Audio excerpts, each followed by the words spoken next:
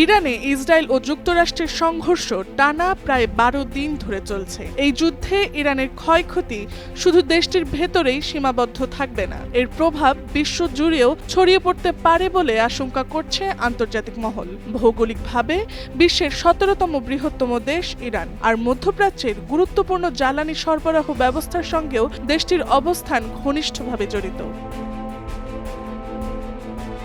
চলমান যুদ্ধের মধ্যে কৌশলগতভাবে গুরুত্বপূর্ণ হরমুজ প্রণালী নিয়ে শুরু থেকেই উদ্বেগ ছিল আন্তর্জাতিক অঙ্গনে। অনেক বিশ্লেষক আশঙ্কা করছেন, এই জলপথে অস্থিরতা তৈরি হলে তার প্রভাব পড়বে বৈশ্বিক বাণিজ্য ও জ্বালানি সরবরাহে।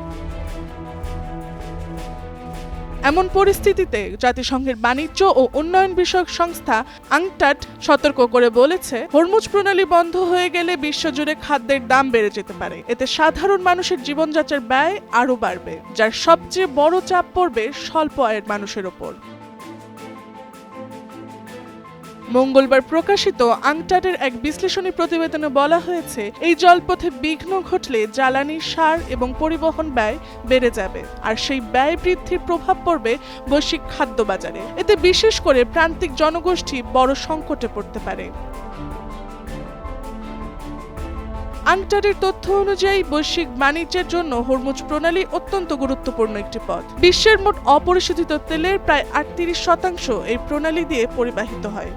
এছাড়া ২৯% এলপিজি এবং প্রায় ১৯% এলএনজি এই পথেই পরিবহন করা হয়। শুধু জ্বালানি নয়, খাদ্য নিরাপত্তা ক্ষেত্রেও এই পথের ভূমিকা গুরুত্বপূর্ণ।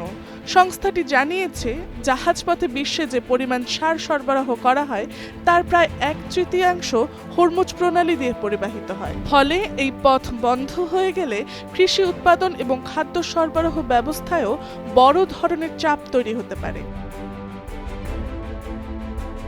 প্রতিবেদনে আরও বলা হয়েছে, এই সংকটের সবচেয়ে বড় প্রভাব পড়তে পারে এশিয়ায়, কারণ হরমুজ প্রণালী দিয়ে যাতায়াত করা পণ্যের প্রায় ৮৪% গন্তব্য এশিয়ার দেশগুলোতে। ফলে এই অঞ্চলে মুদ্রাস্ফীতি এবং জীবনযাত্রার ব্যয় দ্রুত বেড়ে যাওয়ার আশঙ্কা রয়েছে। সব মিলিয়ে মধ্যপ্রাচ্যের চলমান সংঘাত শুধু আঞ্চলিক নিরাপত্তাই নয়, বরং বৈশ্বিক অর্থনীতি ও খাদ্য নিরাপত্তার জন্য নতুন উদ্বেগ তৈরি করছে।